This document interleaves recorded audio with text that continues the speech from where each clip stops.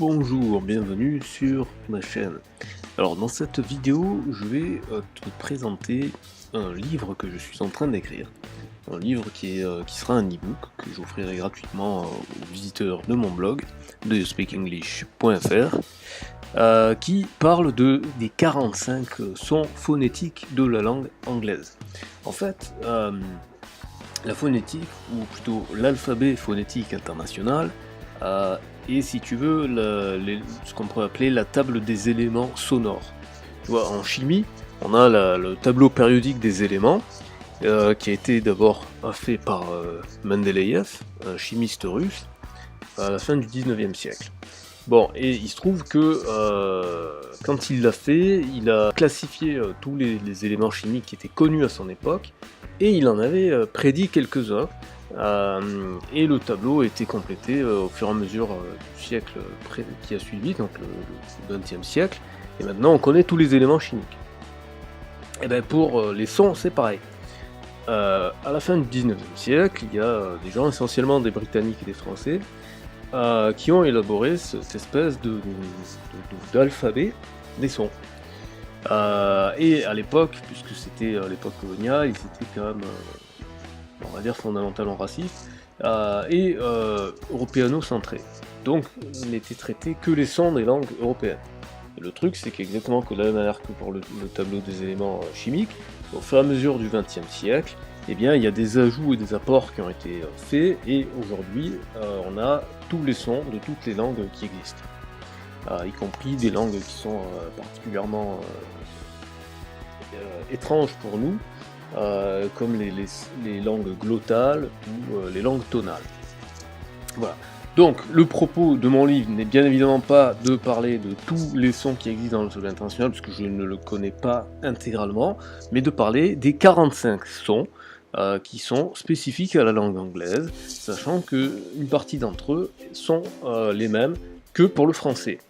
Voilà, donc vous n'allez pas voir spécialement beaucoup de symboles très compliqués. Fondamentalement, les symboles, on va dire, un petit peu exotiques, ça va être quoi? Ça va être un S allongé qui ressemble à un signe intégral si vous avez fait un petit peu des mathématiques au lycée. Il y a une espèce de oméga à l'envers, oméga majuscule à l'envers, donc si vous avez fait ne serait-ce que de la physique jusqu'à la classe de seconde, quand on voit l'électricité et la résistance, d'accord, la résistance c'est exprimé en ohm, et c'est désigné avec un oméga, donc vous avez déjà vu oméga, mais même on parle de oméga, il y a même une marque, je crois, qui s'appelle Omega, donc c'est quelque chose qui est assez connu. Après il y a le symbole epsilon, voilà, donc fondamentalement c'est les 26 symboles qu'on utilise pour l'alphabet classique, plus quelques petits symboles comme ça qui ont été rajoutés. Voilà. Alors pourquoi est-ce que j'écris un livre sur la phonétique de l'anglais? Parce que, comme je viens de te le dire, si j'insistais, si j'ai fait ce petit laïus pendant très longtemps, c'est pour t'expliquer que, eh bien, les symboles phonétiques, l'avantage c'est que tu apprennes l'anglais, ou même que tu veuilles mieux maîtriser le français, si tu veux l'enseigner par exemple, parce qu'il faut savoir que le français est la deuxième langue qui est apprise en langue étrangère, d'accord, après l'anglais. C'est-à-dire que tout le monde apprend l'anglais pour des raisons qui sont assez évidentes, puisque ce qui fait la dominance d'une langue aujourd'hui, et c'est ce qui est propre au XXe, et je dirais plutôt du XXIe siècle, parce que même si Internet a été inventé au XXe siècle, il s'est vraiment développé au XXIe siècle. Au XXIe siècle, ce qui fait la dominance d'une langue, c'est pas la puissance économique ou la puissance militaire du pays ou des pays qui la parlent, mais c'est plutôt la langue ou les langues qui sont utilisées sur l'internet. Et quand je dis, parce que moi j'entends dire ouais, il y a un certain pourcentage de sites qui sont faits en telle langue, telle langue. Oui, mais le truc qu'il y a, c'est que tous les protocoles de l'internet, c'est ça qui fait la base, parce qu'il peut y avoir autant de plateformes que vous voulez, autant d'utilisateurs de Facebook, de Steam, de je sais pas quelle plateforme. Ce qui fait en fait la force, c'est la langue de ceux qui vont construire, bâtir ces plateformes. Donc c'est-à-dire de ceux qui vont coder. Et tous les protocoles sont en anglais. Et tous les langages de programmation sont en anglais. Tant que ceci ne changera pas, il n'y aura pas de modification du statut de l'anglais. Donc pour les gens, ça c'est une petite aparté, parce que je vois ça et là des gens qui se plaignent de l'anglais, etc., notamment les espérantistes qui font une espèce de culte du chef, que je trouve pas très sain en fait. Moi je pense qu'il faut comprendre une chose, et c'est fondamental de le comprendre quand on est français, quand on est francophone en général, mais en particulier quand on est français. Il n'y a aucune raison d'avoir comme ça une espèce de sentiment émotionnel, d'attachement à la langue.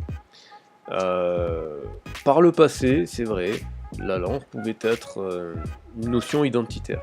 Et parce que par le passé, on était beaucoup plus ignorant qu'on ne l'est actuellement. Le fait que vous parliez français de langue maternelle, vous n'y êtes pour rien. Vous n'y êtes pour rien, vous n'avez pas choisi vos parents, vous n'avez pas choisi la langue de vos parents, vous n'avez pas choisi votre emplacement de naissance. Et il faut bien comprendre que si vous étiez né en Chine, eh bien vous parleriez chinois. Si vous étiez né, je sais pas moi, en Arabie Saoudite, vous parleriez arabe, et ainsi de suite. Donc on n'a aucune filiation biologique, génétique ou quoi que ce soit avec la langue. Donc il faut se détacher de ça et comprendre qu'en plus, quand on est francophone, on a un avantage considérable sur quasiment toutes les autres langues lorsque on veut apprendre l'anglais, par exemple. Parce que l'anglais est très très fortement influencé au niveau du vocabulaire par le français. Donc les gens qui disent oulala, halte à l'anglicisation, etc., ne soyez pas stupides, regardez les proportions. Certes, depuis la deuxième moitié du XXe siècle, il y a une anglicisation, mais elle est extrêmement faible comparée à la francisation qu'il y a eu de l'anglais durant des siècles, d'accord, pas une moitié de siècle, durant plusieurs siècles. Et en fait, j'ai envie de dire, au plus vous allez étudier l'anglais, au plus vous allez vous apercevoir de cet héritage français, et j'allais dire, quelque part, vous allez même progresser dans votre propre connaissance du français. Voilà. Donc, maintenant que j'ai fait cette parenthèse, revenons à mon e-book. Donc, là, je vous mettrai un lien, de toute façon, je vous invite à le lire. Là, je vous dis en gros ce que j'ai dit, j'explique pourquoi l'apprentissage d'une langue, et ce que je dis là pour l'anglais est valable en fait pour n'importe quelle langue. Pour l'anglais, c'est particulièrement marquant parce que justement, ce que je viens de dire, le petit laïus sur les ressemblances entre l'anglais et le français, c'est aussi probablement l'une des raisons pour lesquelles les Français sont mauvais en anglais. C'est parce que on a une très fâcheuse tendance à se concentrer sur l'écrit, alors qu'une langue, quelle qu'elle soit, que ce soit l'anglais, que ce soit n'importe quelle langue, c'est d'abord l'oralité. Toutes les langues, il y a actuellement près de 7000 langues dans le monde, et il y en a seulement 300 qui sont écrites, et celles qui sont écrites, comme le français ou l'anglais, le sont que relativement tardivement.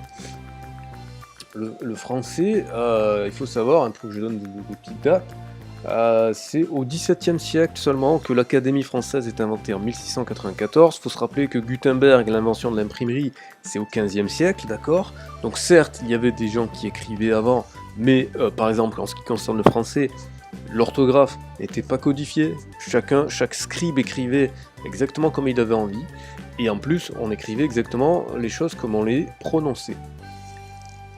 Donc il n'y avait pas du tout de faute d'orthographe, il n'y a pas de faute de grammaire, etc. Donc même les langues qui sont entre guillemets les langues d'élite, etc., ne sont codifiées et structurées à l'écrit que depuis peu de temps. Donc c'est important de bien comprendre que l'oral est supérieur à l'écrit et non pas l'inverse, comme on aurait tendance à le croire suite justement aux écoles de langue, à l'enseignement, etc. C'est-à-dire que oui, l'écrit a une supériorité, j'allais dire technologique, puisque l'écrit permet la conservation. C'est-à-dire qu'on est passé des sociétés où il était très important de développer sa mémoire à des sociétés où on a externalisé la mémoire. Mais l'écrit, d'une certaine façon, c'est une clé USB périmée quelque part. Puisqu'aujourd'hui, il est plus efficace pour retenir les informations d'utiliser une clé USB, un smartphone, un ordinateur, etc. Donc l'écrit, il a cette fonction-là. Alors après, faut pas non plus dire n'importe quoi. L'écrit a d'autres fonctions. On sait qu'il y a une mémorisation qui est faite, la mémorisation musculaire, entre le fait d'écrire manuellement et le fait de lire. C'est vrai, mais comme l'écriture n'est pas un processus naturel, j'ai envie de dire que peut-être que d'ici quelques années, cette mémorisation musculaire sera due à la frappe au clavier, par exemple. C'est quelque chose auquel il faudrait réfléchir. J'ai pas d'avis tranché sur la question, mais je dis, cette question-là mérite d'être posée. Tout ça pour dire que ce qui ne va pas changer, par contre, c'est les productions sonores possibles par les humains. On l'a vu à travers les siècles, à travers les époques, à travers les évolutions des langues, etc. On a un répertoire de sons qui est limité dû à notre morphologie, à nos cordes vocales, etc., etc. Donc on ne peut pas faire n'importe quoi. Donc, je reviens à nouveau sur cet alphabet phonétique, puisque l'alphabet phonétique, donc maintenant, liste véritablement tous les sons que l'humain peut produire, eh bien, on a donc cet outil magique qui nous permet donc de codifier tout ce qu'on peut prononcer. Donc, l'important maintenant, c'est de se focaliser sur ça, puisque, par exemple, aujourd'hui, on parle l'anglais, peut-être que demain, ce sera le chinois, ou j'en sais rien, mais par contre, la phonétique ne va pas changer. C'est ça le truc. Donc c'est pour ça que c'est extrêmement important de se focaliser sur les sons, plus que sur l'écrit, parce que, par exemple, si on prend que l'exemple de l'anglais, entre le Old English, le Middle English et le Modern English, il y a tout un tas de règles qui ont été contradictoires et qui ont totalement changé. Par exemple, la double négation était totalement licite, voire même encouragée dans le Old English, et dans le Modern English, c'est totalement mal vu, c'est même pire que mal vu, c'est considéré comme une faute. Et on retrouve les mêmes choses en français, il y a des choses qui avant étaient considérées comme justes et qui aujourd'hui sont considérées comme fausses. Donc toutes ces choses-là, finalement, j'ai envie de dire, je dis pas qu'il faut pas apprendre la grammaire, mais je dis qu'il faut remettre la grammaire à sa place, à savoir une sorte de boîte à outils pour pouvoir communiquer selon certains codes qui sont changeants. Alors que les sons, eux, ne changent pas. Donc voilà pourquoi il est extrêmement important de se focaliser sur l'oralité. Donc, dans ce livre, donc dans l'intro, j'explique un petit peu des choses qui sont un petit peu différentes de ce que j'ai dit, mais qui sont aussi en relation. Je mets pas mal de liens, comme par exemple, quand je disais qu'il y avait près de 7000 langues dans le monde, je le dis pas comme ça au hasard, c'est pas de moi. Je suis allé sur le site du Musée de l'Homme, où il y a ce recensement qui a été fait par des linguistes, d'accord, Marie-Françoise Ramby, linguiste directrice de recherche au Musée de l'Homme, donc c'est pas le guignol du coin, c'est pas une discussion de bistrot, d'accord, c'est appuyé sur des chercheurs, sur des travaux de recherche. Voilà, donc pareil, il y a ce site canadien qui se base sur les sources statistiques du Summer Institute of Linguistics du Texas de 2017, donc c'est très récent, qui donne le nombre de langues, etc., avec la répartition géographique, etc. Donc je vous invite à visionner tous ces liens qui sont dans le livre donc, que je suis en train d'écrire. Et aussi, il va mettre dans les commentaires de cette vidéo les remarques que vous avez à faire par rapport à ce livre que je vous invite à lire et consulter tous les liens, etc. Donc pour faire les liens, vous cliquez droit et faites nouvel onglet, comme ça vous ne perdez pas la page. Et donc les 45 sons de la phonétique anglaise sont systématiquement donc illustrés par leurs symboles phonétiques, par une entrée boom qui vous amène sur le dictionnaire en ligne Word Reference qui vous permet d'écouter la prononciation, de voir la phonétique du mot et d'avoir une traduction. Ensuite, vous avez également une entrée vers le dictionnaire Oxford Dictionaries, qui est la référence mondiale de l'anglais, d'accord, avec à nouveau une prononciation, donc du coup qui sera différente de celle de Word Reference, donc ça vous fait un répertoire de sons supplémentaires, avec une définition en anglais, ce qui est ce que je recommande pour les gens de niveau intermédiaire et de niveau avancé, et même les débutants, c'est votre objectif, c'est pour ça que j'ai mis le lien vers Word Reference où vous avez la traduction, mais l'une des étapes fondamentales pour acquérir des compétences dans une langue, quelle qu'elle soit, mais de façon courante, c'est de sortir de la boucle de la traduction. Voilà, donc à chaque fois vous avez deux sources, la source traduction avec une première phonétique et avec différentes prononciations, une autre source purement anglophone avec la prononciation également, et avec les origines du mot aussi, hein, ça c'est intéressant, et les différentes fonctions grammaticales, parce qu'il y a quelque chose qu'on retrouve très souvent en anglais, c'est que un même mot va avoir plusieurs fonctions. Il peut avoir la fonction de verbe, de nom, et dans certains cas, même dans plusieurs cas, le fait qu'il soit nom ou verbe, par exemple, va modifier la façon dont on va le prononcer. C'est-à-dire que la graphie restera la même, c'est vrai, mais l'usage sera différent. Et donc ça en fait bien deux mots distincts, qui pour nous, Français, paraît un petit peu rigolo, voire même on a tendance un petit peu à railler ça en disant ouais, en fait, c'est de la triche, il compte deux fois, c'est qu'un seul mot. Mais non, vu qu'il n'est pas prononcé de la même manière, c'est bien deux mots distincts. Et voilà, et donc vous avez aussi des expressions, parce que les Anglais sont très friands des expressions, et vous avez donc l'origine. Donc par exemple ici, dans ce cas-là, need, ça vient de vieil anglais neodian, qui était un verbe, et aussi le nom neot, donc c'était pas la même construction, avec des origines germaniques ou hollandaises. Voilà, donc je vous invite très fortement à consulter tout ça, et puis donc ensuite vous avez un exemple, avec une traduction en français. Et pareil, pour l'exemple, j'envoie un lien vers une vidéo YouTube, alors, qui sont soit souvent même des paroles de chansons, qui sont pas forcément des chansons que j'apprécie en particulier, puisque pour chercher tous les mots, ce que j'ai fait, c'est que je suis allé sur YouTube, et j'ai tapé le mot-clé, le mot, suivi de lyrics, pour avoir des chansons.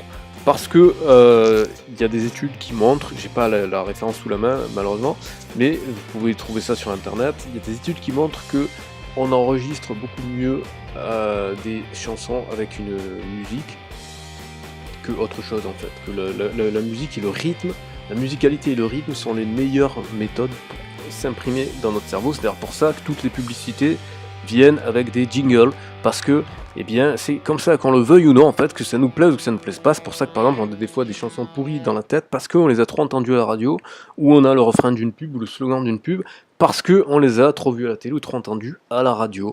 Et que même si on n'aime pas spécialement ça, eh bien, ça s'imprègne dans notre cerveau. Donc autant utiliser ça de façon intelligente et pour améliorer nos compétences, en hackant d'une certaine façon notre cerveau, en faisant comme ça. Voilà, c'est tout pour cette vidéo qui est très très longue. J'espère que ça vous a apporté le maximum de valeur possible. Donc je vous demande qu'une seule chose, dites-moi dans les commentaires ce que vous pensez, en bien ou en mal, de ce livre que je suis en train d'écrire, où chacun des 45 sons de la phonétique anglaise est présenté avec son symbole, avec deux entrées, une entrée dans le dictionnaire World Reference, donc avec la traduction en français et plusieurs prononciations, puis une entrée avec Oxford Dictionary et parfois Cambridge Dictionary, qui est aussi un dictionnaire anglais de référence, et avec au moins un exemple, avec au moins une vidéo YouTube associée. Voilà, donc merci de mettre dans les commentaires ce que vous en pensez, et de vous abonner à cette chaîne, de cliquer sur j'aime si la vidéo vous a plu, de cliquer sur j'aime pas si la vidéo ne vous a pas plu, et de me dire pourquoi et comment je pourrais faire pour que ça vous plaise. Qu'est-ce que vous voudriez apprendre dans ces vidéos? Voilà, merci et bonne journée.